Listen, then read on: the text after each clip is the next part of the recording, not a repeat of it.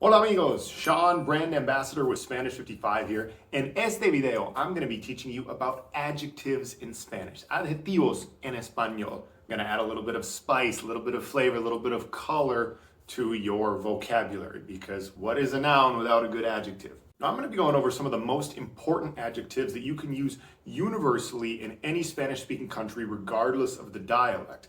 But before we get into that, there are a few things that I want you to keep in mind regarding adjectives. First thing to keep in mind is masculino versus femenino, okay? Masculine versus feminine. So, just like with nouns in Spanish, you have masculine and feminine, that applies to adjectives as well. Most adjectives that are, well, about a masculine noun are going to have an O ending, where if the adjective is about a feminine noun, then it's going to have an A ending. I'll go over some examples of that in the examples.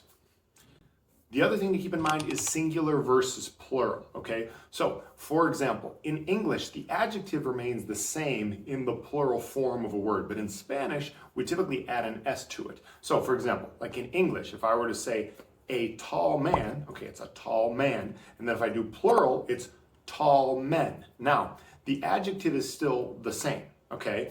But in Spanish, for example, it's un hombre alto, and then it's hombres altos, altos. You see how the S is at the end of altos.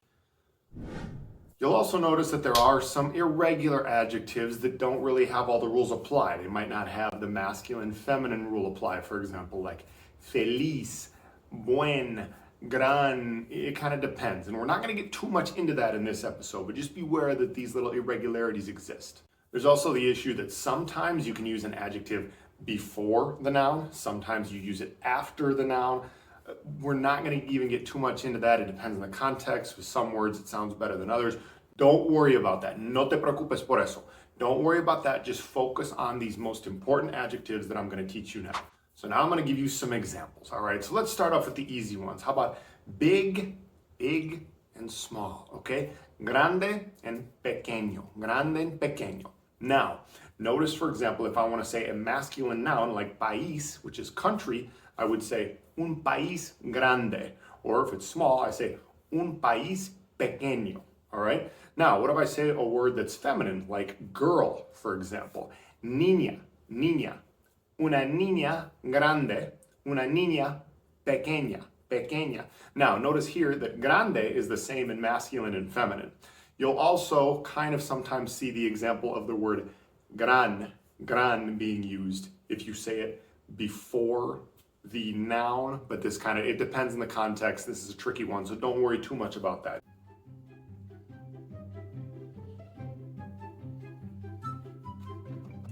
How about good and bad? Bueno y malo, or buena y mala, all right? So if we have a feminine noun, we would say una buena persona, for example, or una mala persona. Or if we're talking about a masculine noun like day, I know this is a tricky one because the word day is actually masculine, un día or el día. We would say un buen día or un mal día.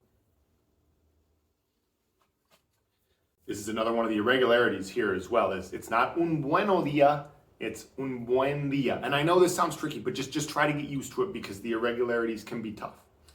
How about expensive and cheap, okay? Caro y barato. Caro y barato, or cara y barata. What about if we're talking about a house? Una casa cara. Or la casa es muy cara. La casa es muy cara. Or we could say, la casa es muy barata. I mean, hopefully you're not living in a cheap house. I don't know. I'm not judging. Los zapatos. Los zapatos. Zapatos. Shoes, okay? Los zapatos son muy caros. Notice how in the plural here, this is plural masculine. So it's zapatos caros. Zapatos caros, okay? Zapatos baratos. Los zapatos son muy baratos. The shoes are very cheap. What about open and closed? Abierto o cerrado? La tienda está abierta. The store is open. La tienda está cerrada. The store is closed. What about pretty and ugly, or beautiful and ugly, or good looking and ugly, or whatever, right? Bonito y feo. Un perro bonito. A beautiful dog, or a good looking dog. Un perro feo. An ugly dog. What about a shirt? Una camisa. Una camiseta. Una camiseta bonita. Una camiseta fea. Yo creo que bonita. Está bonita, eh? How about frío and caliente? All right, so cold and hot. Now, here's another tricky one, is with the word agua, okay? Agua fría. But the tricky thing is that agua is in general a masculine noun. Now, this is a very, very tedious part. So this is only for those of you who are a little bit more advanced, but agua, okay, el agua, the water, el agua. Agua is masculine, but if we were to say like the waters, like in the bay or the ocean or whatever, we would say las aguas, okay? I know it sounds a little tricky, so it's feminine when we make it plural. And just to confuse you even a little bit more, once again, don't get overwhelmed if, this is above your level right now. But the word agua is masculine for the same reason that there are many other words that start with an A type sound are also made masculine. Because it would be weird if we were to say la agua, like it doesn't blend the la agua. There's like a stop between the two A's that doesn't make sense. So they make it masculine and they say el agua. El agua. Same thing with el alma, the soul. El ave is another example. El hada, which is like the fairy. Now we're getting into like way high level Spanish. El águila, the eagle. Is águila? Wait a minute. Now even I'm getting confused. I know it's got to be las águilas. It's feminine when it's plural, right? Don't even worry too much about it.